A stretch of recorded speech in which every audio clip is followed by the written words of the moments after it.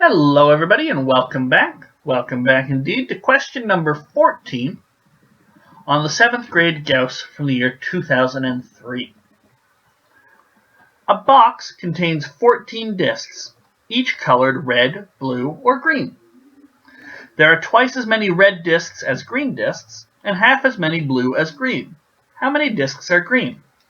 Okay, so we're being thrown some information, specifically some relational information. If we knew how many red discs there are, we could probably get how many green discs, because we have a relationship between the two. There are twice as many red as there are green. We have a relationship between the green discs and the blue discs. There are half as many blue as there are green. Okay? So with a question like this, what I like to do is I like to assign variables to each of them. So I say, let R, whatever R is, let R be the number of red discs. Let G, for green, be the number of green discs. And let B for blue be the number of blue discs. And what I can do is now I can set up an equation. There are twice as many red discs as there are green discs. R is equal to 2G. And I can do a similar sort of thing between B and G. Now I notice that both of these relationships have green in them. They both are going to be equations involving G. And I'm given one other piece of information. There are 14 discs in total. So the total number of blue plus the total number of red plus the total number of green should be 14. B plus R plus G is 14. Now that's not a helpful equation yet, but if we start using these relationships and change everything to be in terms of G, the number of green discs, we should probably be able to work out what G is. And coincidentally, the question asks us how many green discs there are. So let's get cracking. So twice as many red discs as green, and half as many blue discs as green. Okay.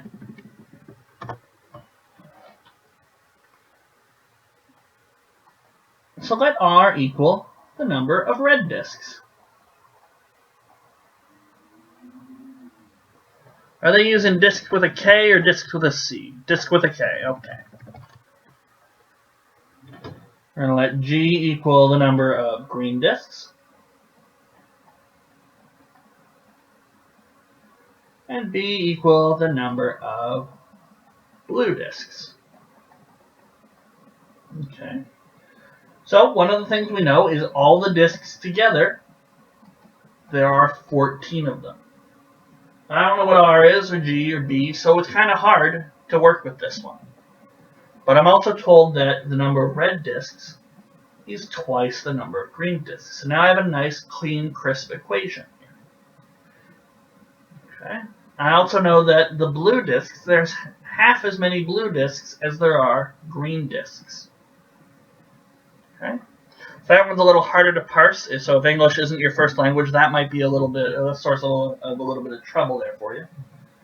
But R is twice green, twice G, and B is a half G. So now I have everything in terms of G. So what I can do is I can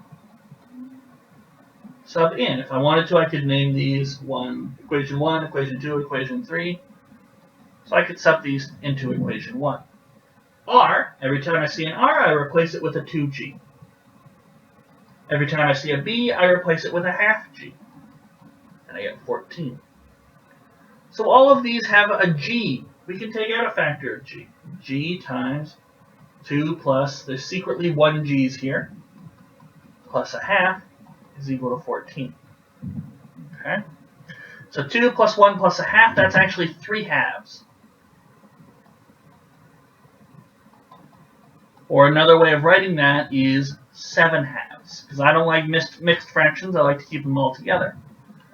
So now what I want to do is I want to manipulate this equation and try and get G on its own.